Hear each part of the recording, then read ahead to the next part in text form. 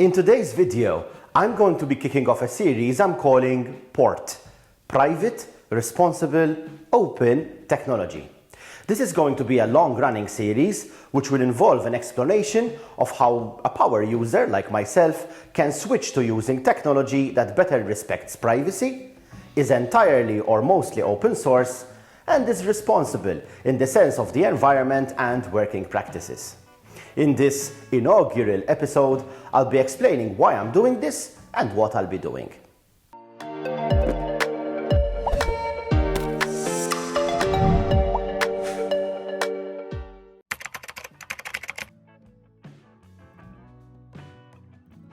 So I guess I should start by explaining this whole PORT acronym I've come up with. The P in PORT stands for privacy, and I think that's something that most of us have a good awareness of nowadays. Basically, I don't want my software or hardware to spy on me. Not because I have anything to hide, but because I don't want to share any information with large tech corporations unless I really want to. By large tech corporations, I'm sure you know who I mean, the likes of Google, Facebook, Microsoft, and Apple. Now, don't get me wrong, I'm not declaring war on these companies. After all, they provide services which work great at massive scales and have helped to advance technology and communication to the highest in human history. However, with great power comes great responsibility. And in the case of these companies, their great power comes in the enormous amount of data that they collect from their millions or even billions of users. The data these companies collect, known as big data, doesn't just come from the data you give them yourself, such as the stuff you post on Facebook, for example. Rather, it comes from all over the web, where these mega giants have inserted their nefarious tentacles. Facebook, for example, tracks all your activity, not just whilst using Facebook, but on any website using Facebook login, or with ads linking to Facebook. In my case, for example, 226 apps and websites have sent data back to Facebook, which Facebook now has and can use to send me targeted advertising or make my timeline even more of a bubble. Facebook is not the only offender here. Google is just as bad, if not worse. Like Facebook, most of Google's services are free, but the way they make money is by having a huge cache of information about you and then using that information to build a personal profile, which they can then sell to advertisers to target you with products and content. Google is, in my opinion at least, an even worse offender than Facebook. The reason is that Facebook is a social network and you could technically avoid using Facebook, well, and Messenger, and Instagram, I guess, and WhatsApp, and Oculus, to purge Facebook from your life. But Google? You'd need to avoid all Google searches, any Android-powered device, Gmail, YouTube, Waze, Fitbit, Nest, Google Photos, and the list just goes on and on.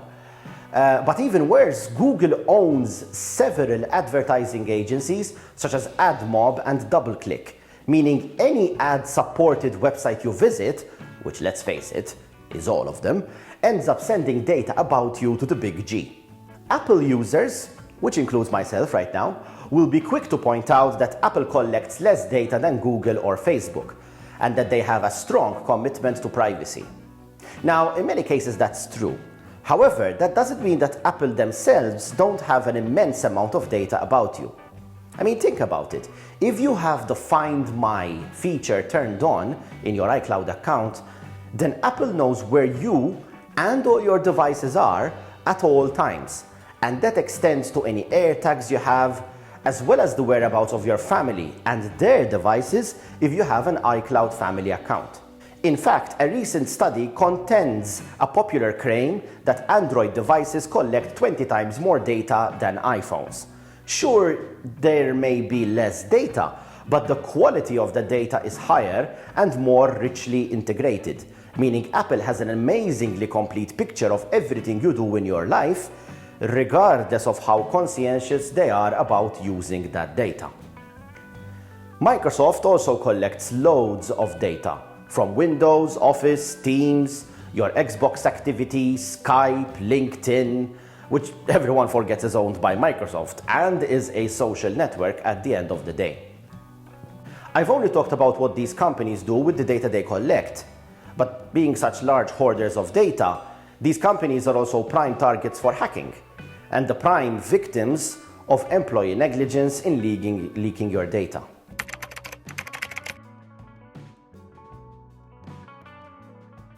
The O in port stands for open. Now, by open, I mean two things here: open standards and open source.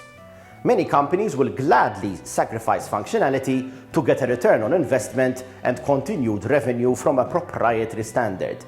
Take Apple, for example, who continue to insist on using the Lightning port on their iPhone. There is absolutely no technical reason for them to do this. In fact, recently an engineer has managed to hack an iPhone into actually using a USB-C port. And not providing a USB-C port has no consumer benefit whatsoever. Remember that MacBooks and iPads have already moved to USB-C, and yet the 2021 iPhone 13 lineup uses Lightning, a 9-year-old standard that still has USB 2 speeds in an era of USB 4 and Thunderbolt. Apple continuously claims that replacing Lightning with another port would produce an enormous amount of e-waste.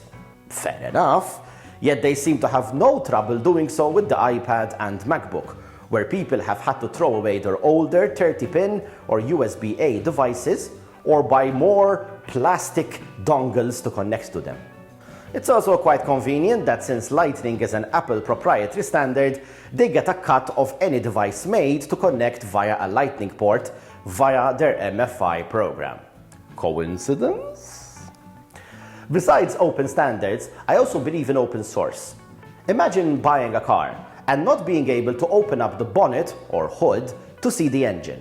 Something, by the way, which some high-end car manufacturers are already doing. Now imagine if not only couldn't you open the hood, but that if you somehow managed to open it, you would be faced with criminal action, a fine, or jail time. Nobody would accept that. And yet that's exactly what we do for most of our software. You download the software executable, and you can use it, but you can't see its source code or how it works. And with cloud and web-based software, you're many times using software for which you don't have anything, not even the executable. You, and more importantly, industry experts, have no way of auditing what the software does or how it works. Open source is different. Here, you can download the source code of a program, modify it, redistribute it, and in some cases even sell it, and this is actively encouraged. Through this series, I hope to expose you to open source software and even open source hardware to show that just because there isn't a multi-billion-dollar company developing something, it doesn't have to suck. I'll be delving into Linux and other open source software and reviewing some pretty interesting devices too.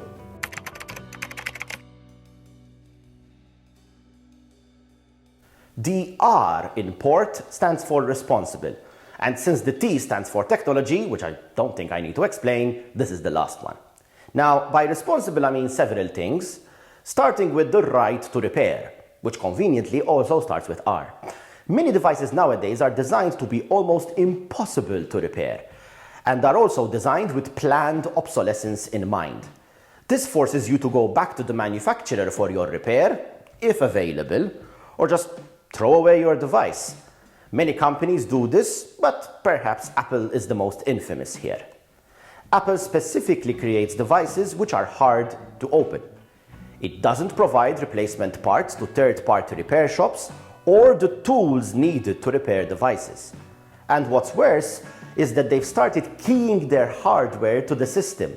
So for example, if you bust your iPhone screen, which we've all done, and get it repaired at your local repair shop, say goodbye to Face ID, True Tone colors, automatic brightness, and in many cases, your camera.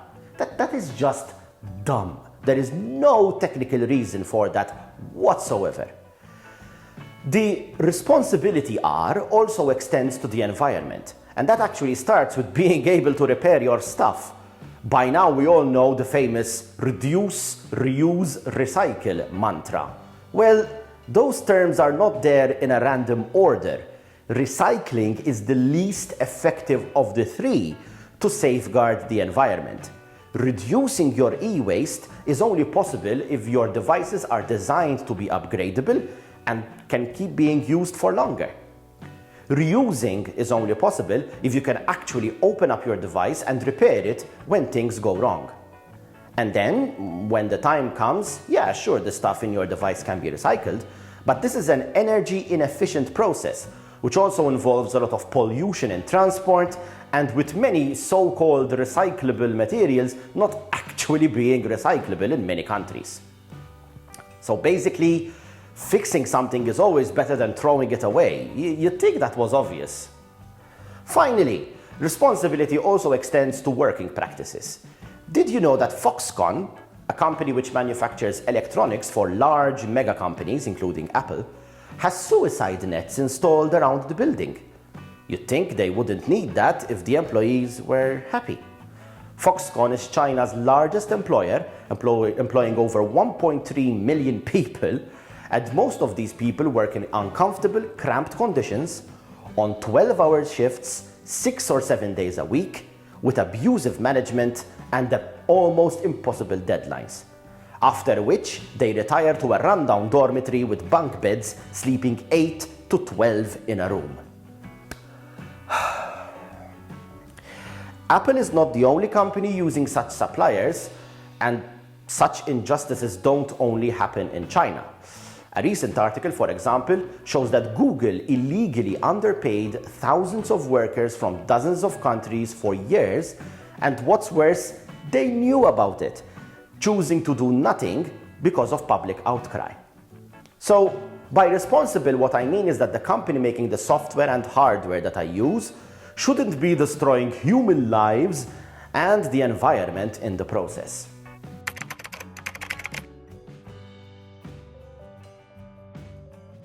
Now, even before starting this series, I knew I was going to have to make some compromises. Firstly, I have a job, and in that job, we use Google Workspaces. There's nothing I can do about that, so I have to keep using it.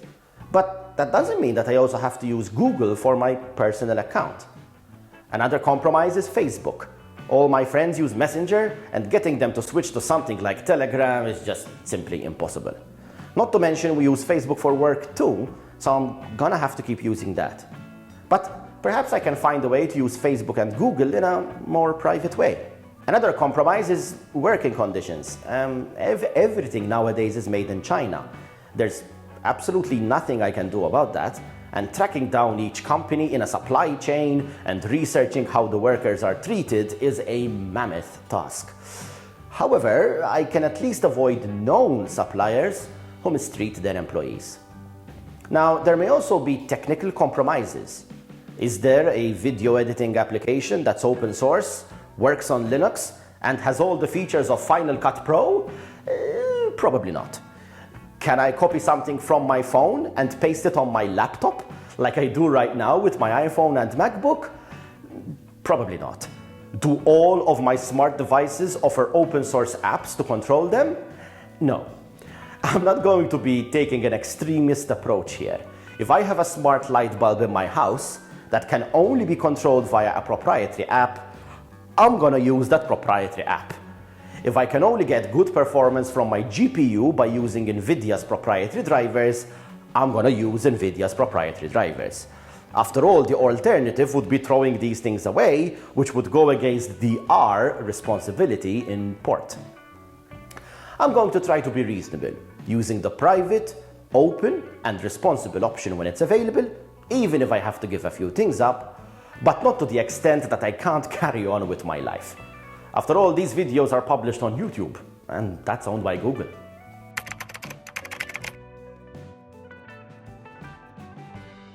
I have a lot of cool stuff planned for this series, which I've been wanting to do ever since starting this channel.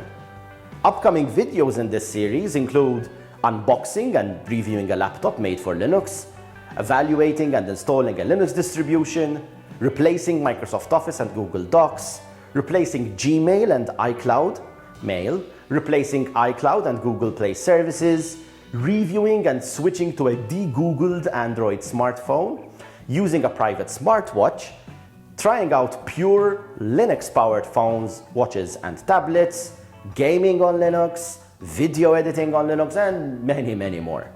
If you're interested in my experiment, please like this video and subscribe to this channel. Now, this set of videos is going to cost me money to make, since I actually need to buy the stuff I'm going to review and use from my own pocket. So your subscription will really help motivate me to continue my efforts. And if you really want to help, I've also launched a Patreon page where you can support me financially and also get access to exclusive Patreon content. Link is down in the video description. Thanks a lot for watching, and I can't wait for the upcoming videos, but until then, thank you.